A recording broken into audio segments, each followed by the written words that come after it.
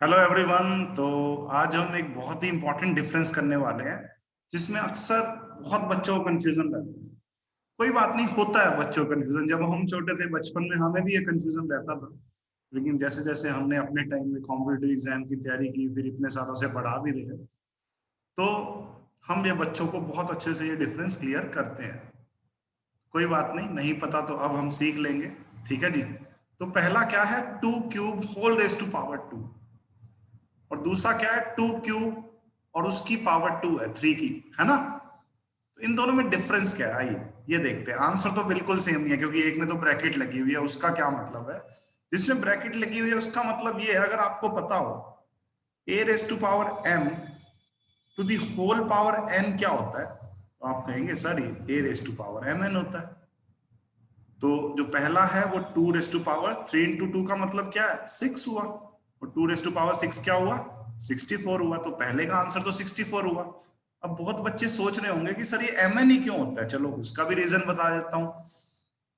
अगर मैं कहूँ 5 स्क्वायर, तो आपके माइंड में क्या आता है, 5 इंटू 5। जो हमारा एक्सपोनेंट है उतनी बारी इस बेस को मल्टीप्लाई करते हैं, है ना। यही होता है ना। तो अगर मैं कहूँ a स्क्वायर, आप क्या कहेंगे सर, a इंटू a।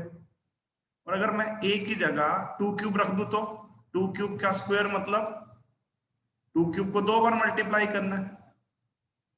और जब बेसिस सेम होते हैं और बीच में मल्टीप्लाई का साइन होता है, तो पावर्स क्या हो जाती हैं, ऐड हो जाती हैं।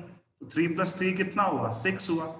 एग्जैक्टली exactly, ये जो 2 क्यूब के होल रेज टू पावर 2 है, ये 2 रेज टू पावर 6 इसलिए हुआ। तो ये तो हमारा आंसर आ गया 64। तो क्या दूसरे का आंसर भी 64 है, नहीं।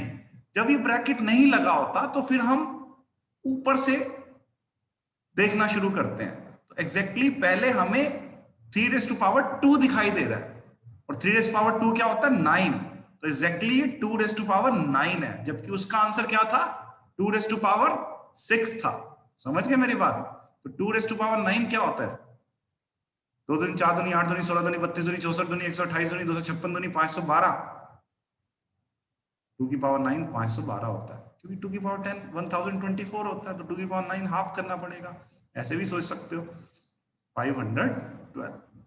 आई थिंक ये इंपॉर्टेंट डिफरेंस आपको क्लियर हो गया होगा। या मैं एक और एग्जांपल लूं, आइए एक और एग्जांपल ले लेते हैं। अगर मैं आपसे कहूं 5 रेज टू पावर 2 ठीक है। और अगर मैं आपसे कहूं, ये तो सेम ही हो जाएगा, 5 रेज टू पावर 2 का क्या मतलब होगा बताओ, mn हो जाएगा। ये तो 5 रेज टू पावर 4 हो जाएगा, है ना। और आप इसको सॉल्व भी कर सकते हैं। 5 रेज टू पावर 4 क्या होता है, 5 इंटू 5 25 इंटू 5 125 इंटू 5 625 होता है, 625। ये तो इजी हो गया ना। चलो अगर मैं आपसे कहूं 3 raise to power 2 raise to power और 3, तो ये भी क्या होगा, 3 रेज टू पावर 6 होगा, है ना। और 3 रेज टू पावर 6 आप निकाल भी सकते हैं। 3 तियां 9 तियां 27 तियां 81 तियां 243 तियां 729। लेकिन अगर मैं ये ब्रैकेट ना दूं, मैं एक ऐसा एग्जांपल लेता हूं, मैं ब्रैकेट नहीं लेता, मैंने लिया 2 raise to power 3 raise to power 4। ठीक है। इसका मतलब आपने ऊपर से देखना शुरू करना है, कोई ब्रैकेट नहीं है ना। तो 3 की पावर 4 पहले सोल्व होगा, तो 2 की पावर 81, क्योंकि 3 रेज पावर 4 क्या होता है, 3 तिया 9 तिया 27 तिया 81। Answer is 2 raise power 81। इसको सॉल्व नहीं करना। अब आपने कहीं 2 रेज पावर 81 मतलब 2 को 81 टाइम्स मल्टीप्लाई करोगे। ठीक है ना। चलो अब आपको आई थिंक ये डिफरेंस क्लियर हो गया होगा, जब ब्रैकेट लगी हो और जब ब्रैकेट ना लगी हो। Thank you very much.